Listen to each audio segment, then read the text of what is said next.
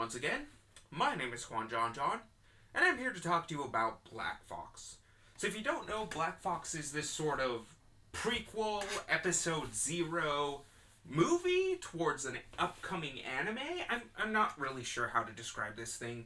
As far as I can tell, this is a sort of fake Grand Order, the First Order type deal where they released a sort of hour and a half long movie to kind of sort of act as a taster slash introduction to the Fate series slash introduction to the Fate Babylonia arc anime they're doing now.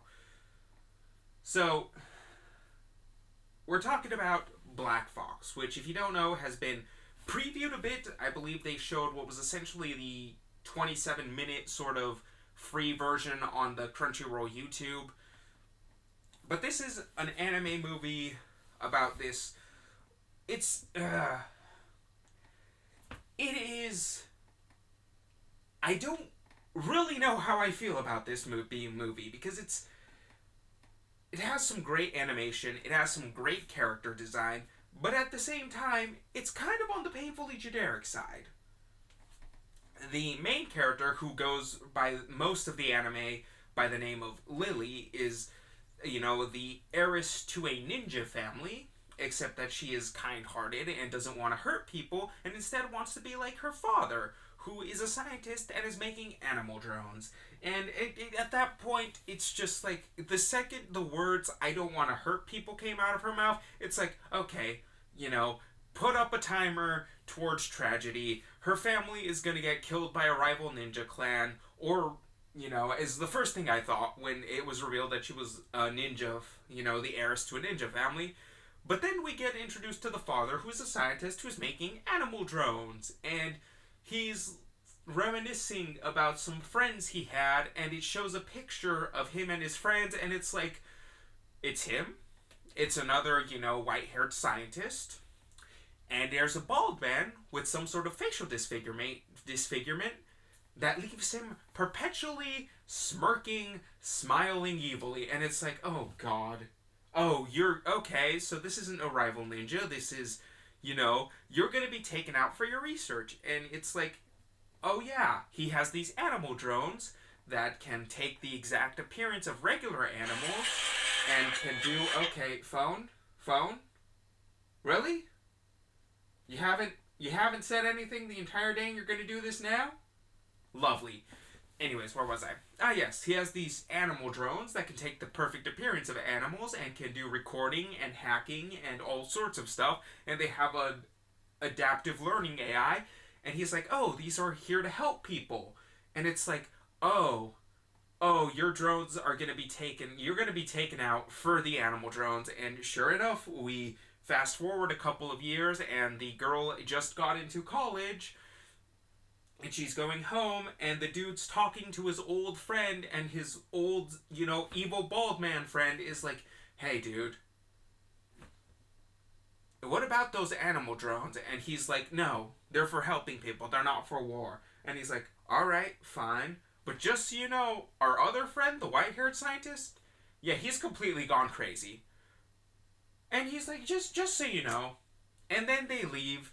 And it's like, it's not even, like, the dude barely walks out of the compound, and there are military vehicles in the background, and it's like, Jesus Christ.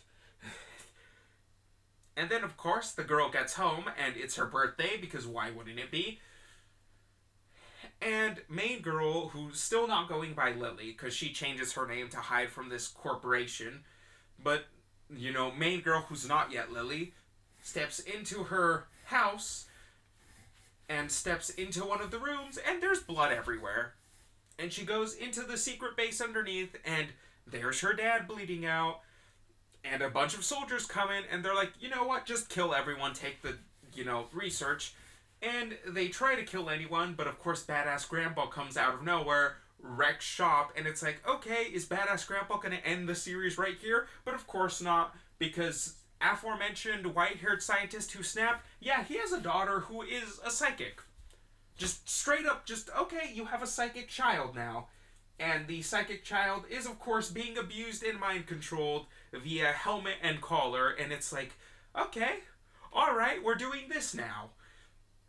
And of course, everyone dies. The scientist's last words are to take his daughter, is for his creations, the animal drones, to take his daughter, whisk her away to a second secret laboratory where a few, designs are where some research is kept in case something like this happens. Is his exact words.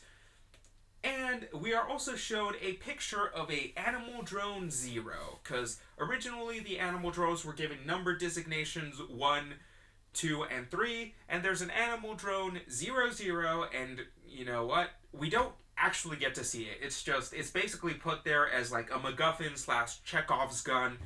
It's just, hey, look at this. What is this? And then we smash cut to 6 months later, and she's quit her college. She goes by the name Lily now, and she's living with a roommate and is basically working as a private investigator.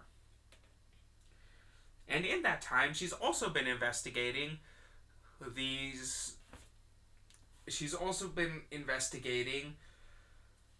Oh, God. Sorry. I was gonna sneeze, but then I didn't.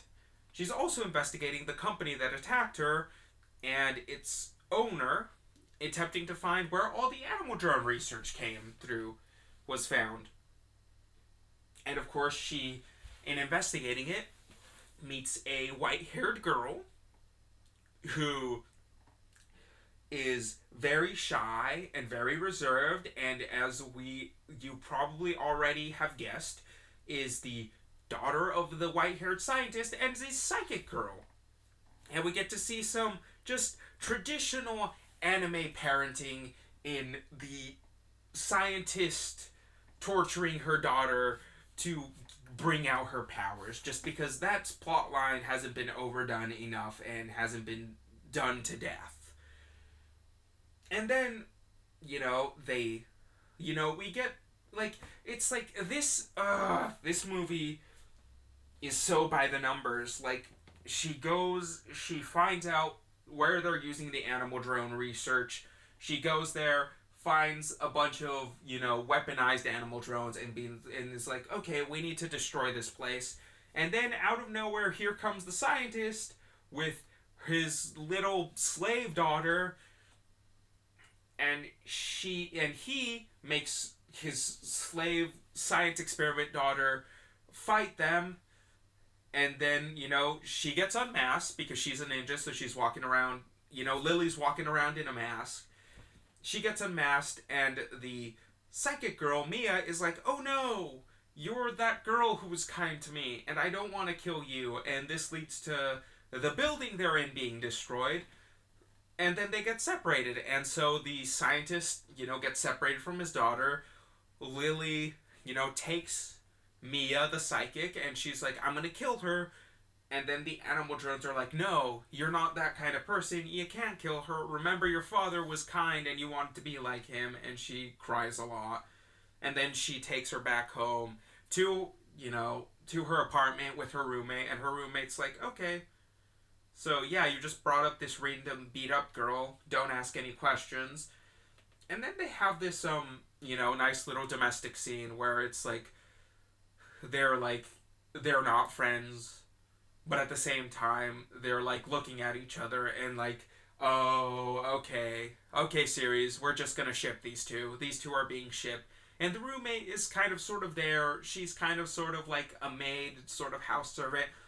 There's this really weird, the thing about her, the roommate, is that there's actually some payoff. At the beginning, it's like, oh, you pay the rent for this apartment, so I need to do the cooking. And it's like, okay, so you live here without paying rent? Why is that? And there's actually some payoff.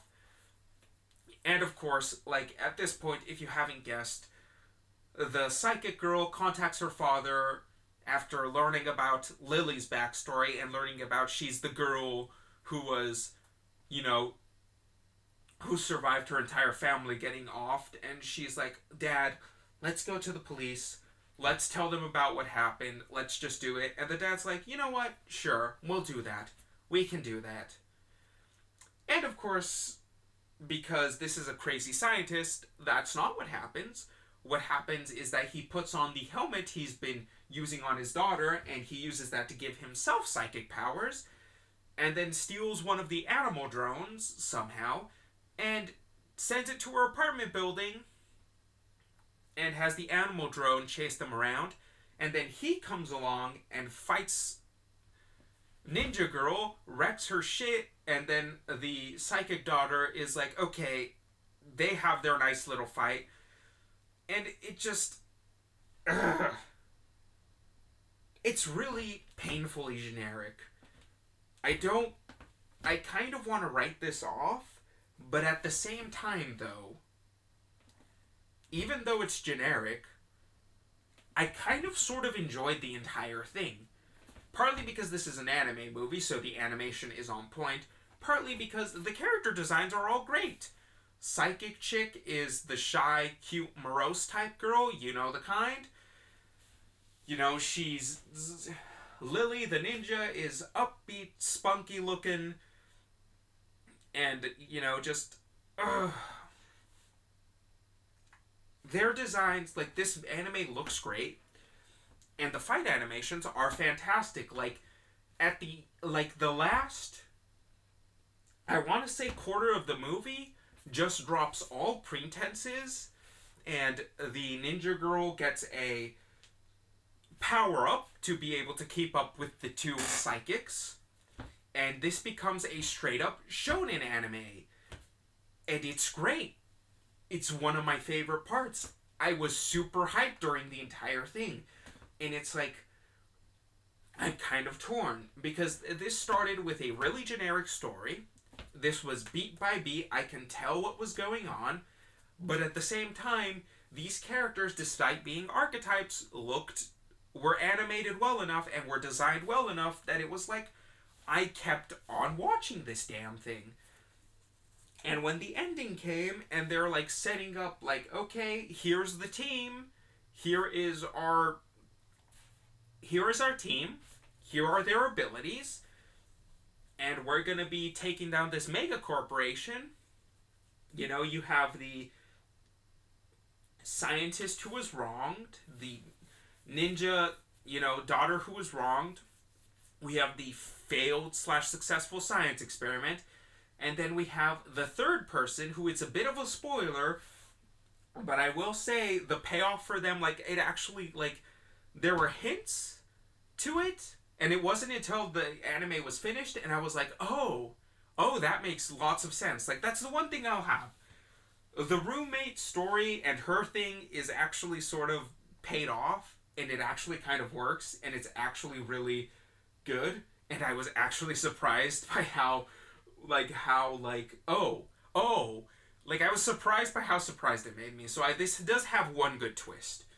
But anyways, it's painfully generic, but in the same time, it's so well made that I can't help but enjoy it. The Black Fox movie is available on Crunchyroll so far. I don't know if it's available elsewhere, but that's where I watched it. So you can stream it there. And it's great. It's good. I really liked it. It's nothing amazing, but the animation is great. It probably has one of the best, hypest climax fight scenes I've seen in a while. And if you just want to see cute girls doing badass things, this is not... There are worse ways you can spend your time. Anyways, my name has been Juan John John. That has been my review/opinions on Black Fox, the movie prequel Chapter 0 thing. And I shall see you all later. If you like this video, like it. If you disliked it, there's a button for that too. Comment, subscribe, ring the bell, and I shall see you all later. Goodbye.